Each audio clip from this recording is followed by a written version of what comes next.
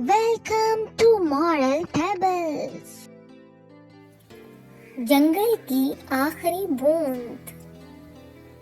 जंगल में कई दिनों से बारिश नहीं हुई थी। तालाब सूख गए, दरिया सिकुड़ गए और घास पीली पड़ गई। सब जानवर परेशान थे। शेर, जो जंगल का बादशाह था, सब जानवरों को इकट्ठा करके बोला, अगर हमने पानी जाया करना बंद ना किया तो ये जंगल खत्म हो जाएगा। सब जानवर सोच में पड़ गए। अचानक एक नन्ही गुलहरी बोली, मैंने एक पत्थर की दरार में पानी की छोटी सी बूंद देखी है, आओ सब देखें। सारे जानवर गुलहरी के पीछे गए।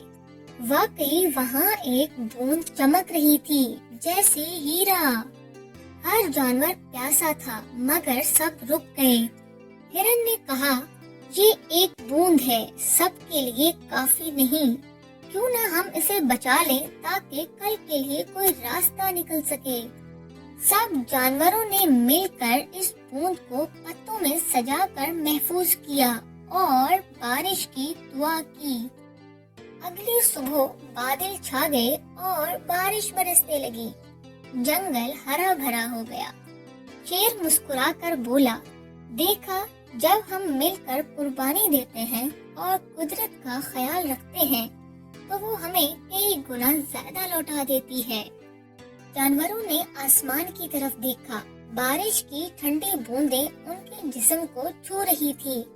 हिरन ने आहिस्ता से कहा, हमने आज सीखा है कि पानी की बूंद सिर्फ प्यास नहीं बुझाती, ये जिंदगी, उम्मीद और मुस्तकबिल है।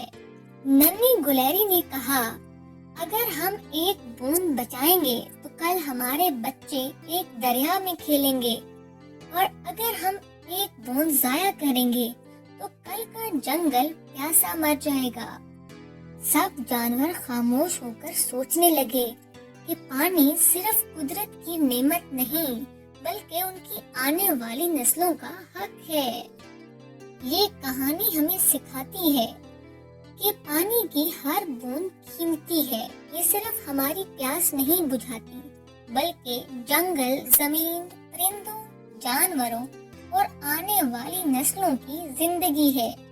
पानी को बचाना दरअसल जिंदगी को बचाना है। Thanks for watching.